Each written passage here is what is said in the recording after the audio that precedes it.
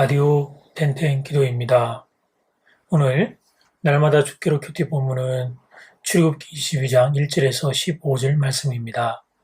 출애굽기 22장 1절에서 15절 말씀. 성경은 도둑질을 일시적인 충동으로 보지 않고 오랜 시간에 걸쳐서 형성된 습관과 가치관으로 보고 있습니다. 우리 속담에도 바늘 도둑이 소 도둑된다는 말이 있습니다.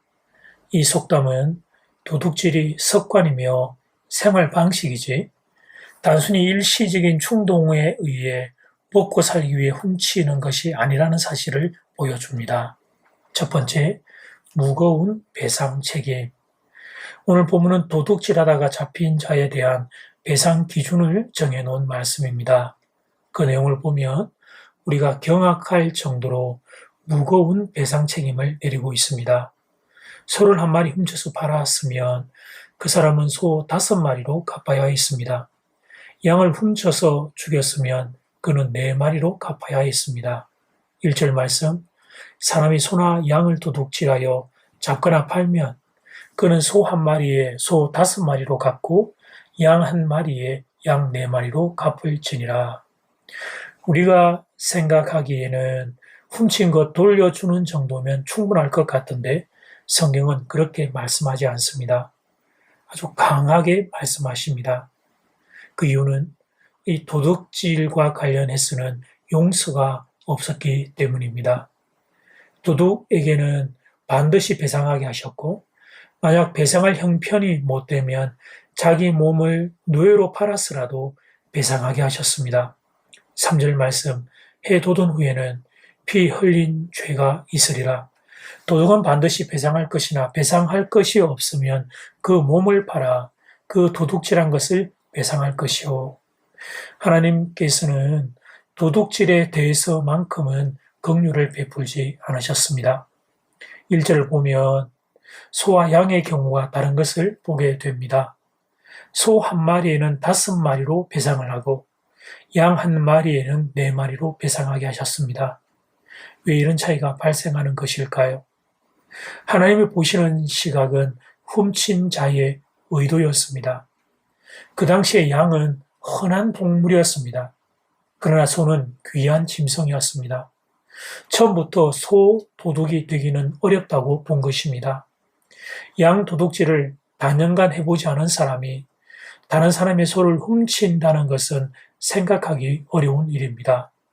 그래서 하나님께서는 양 도둑에 비하여 소 도둑을 더 무겁게 처벌하심으로써 고의성과 악의가 있는 죄를 그렇지 않은 죄와 구별하셨습니다. 또 소나 양을 훔쳐서 도살하거나 팔아버린 것과 아직 그렇게 하지 않고 가지고 있는 경우의 죄를 달리 하셨습니다. 도살하거나 팔아버린 경우는 4배나 5배를 갚게 하셨습니다. 하지만 아직 팔지 않고 있는 경우에는 갑절만 갚게 하셨습니다. 그 이유는 아직 그대로 가지고 있는 도둑은 초범이거나 양심의 갈등을 겪고 있는 도둑이라고 보았던 것입니다. 본문을 통해 배우는 교훈이 있습니다. 하나님이 중요하게 보시는 것은 어느 정도의 고의성을 가지고 도둑질을 했느냐는 것입니다. 초범이냐 재범이느냐는 것입니다. 이 도둑질에 얼마나 오염되어 있느냐는 것입니다. 도둑질은 가난해서 저지르는 것이 아닙니다. 이것은 오랫동안 이어져 온 잘못된 생활 습관의 결과입니다. 부지런히 일해야 함에도 불구하고 게으르게 살아온 결과이고 남의 것과 자신의 것을 구별하지 않는 무질서하고 방탕한 삶을 산 결과입니다. 그래서 하나님은 도둑질의 행위에 대하여 무거운 배상을 명령하셨습니다. 두 번째, 생활 습관을 바꾸는 일. 도둑질한 사람에게 무거운 배상을 명령하신 이유는 자신의 잘못을 깨닫고 생활 습관을 바꾸라는 말씀입니다. 한번 도둑질하기까지 그 사람은 한 번만 생각을 했던 것이 아닙니다. 그것을 이미 오랜 시간 동안 생각하고 또 생각해온 결과입니다. 그는 이미 상당한 시간 동안 잘못된 가치관과 생활 습관을 가지고 살아왔습니다. 그러므로 하나님께서 그에게 이렇게 무거운 배상 책임을 부과하신 데에는 더 이상 이런 생각과 이런 가치관을 가지고 살아서는 안 된다는 마지막 경고의 의미가 담겨 있습니다. 하나님께서 원하시는 삶은 많이 가지고 사는 삶이 아니라 깨끗한 결단의 삶입니다.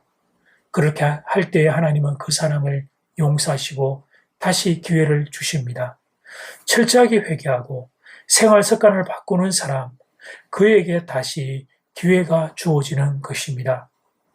우리가 산다는 것은 생활 습관을 가지고 사는 것입니다. 회개한다는 것은 단순히 자기가 실수한 일에 대하여 마음 아파하고 후회하는 정도가 아닙니다. 그건 기본이고, 진정한 회개란 삶의 습관, 삶의 길을 완전히 바꾸는 것입니다. 이것은 생활 습관을 바꾸는 것이고 자신의 가치관을 근본적으로 수정하는 것입니다. 한 사람의 행동은 그 사람의 정신 세계에서 비롯된 것이기 때문입니다. 생각을 바꿔야 합니다. 생각을 수정해야 합니다. 그리고 생활 습관을 바꿔야 합니다. 사람은 자아를 가지고 있기에 고집이 있습니다. 웬만해서는 자신의 잘못을 인정하지 않고 바뀌지 않으려고 합니다. 할 수 있는 한 모든 핑계와 변명을 동원합니다. 자기 고집을 꺾지 않습니다. 주위의 사람들이 보면 다 보이는데, 그런데 정작 자기 자신은 자기의 잘못을 깨닫지를 못합니다. 자기 중심적인 인간의 죄성입니다. 그래서 하나님은 오늘 본문에 강한 말씀을 가지고 깨뜨리고 계시는 것입니다. 웬만한 충격으로는 깨지지 않으니까 강한 말씀의 망치를 들고 깨뜨리시는 겁니다. 나쁜 생활 습관을 바꾸라고, 그리고 그런 생활 습관을 만들어낸 인생의 가치관을 수정하라고 하나님이 오늘 말씀의 망치를 들고 우리를 깨뜨리시는 것입니다. 이때 말씀에 의해 깨어지는 것이 지금은 조금 아플지라도, 그렇게 할 때, 그렇게 말씀 앞에 깨어지는 이들은 세월이 지나가며 아름다운 사람으로의 변화가 일어나게 될 것입니다. 바라기는 여러분의 삶이 그렇게 될 수 있기를 주님의 이름으로 축복합니다. 이제 첫 번째 기도 시간입니다. 받은 말씀과 개인 기도 제목을 가지고 함께 기도하는 시간입니다. 이 시간 다 함께 마음을 모아 주님 앞으로 나아가겠습니다.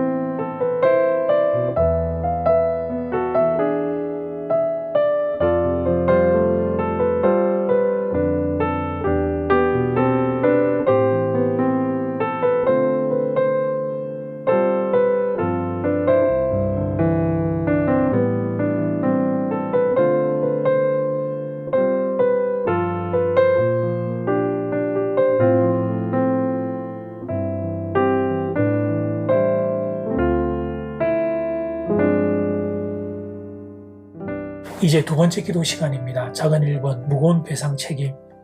오늘 본문은 도둑질하다가 잡힌 자에 대한 배상 기준을 정해놓은 말씀입니다. 그 내용을 보면 우리가 경악할 정도로 무거운 배상 책임을 내리고 있습니다. 작은 2번 생활 습관을 바꾸는 일.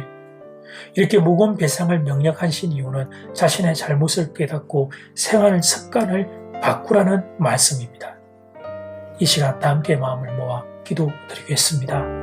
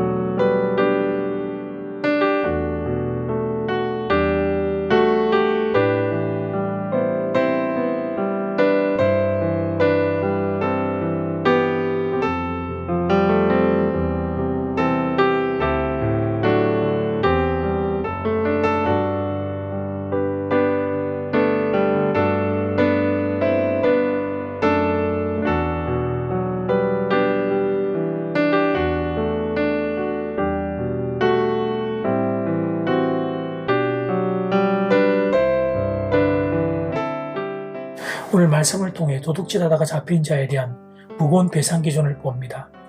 우리가 생각하는 것보다 더 무거운 배상의 책임을 부과하고 있습니다. 그렇게 하신 이유는 자신의 잘못을 깨닫고 생활 습관을 바꾸라는 하나님의 마음임을 배우게 됩니다.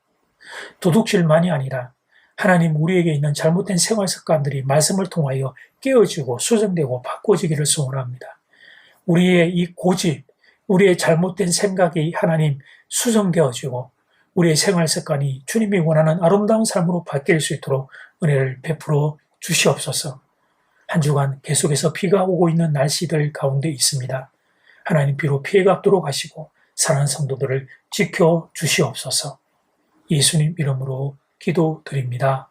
아멘. 이제는 각자 개인적으로 기도하시면 되겠습니다. 평안한 밤 되십시오.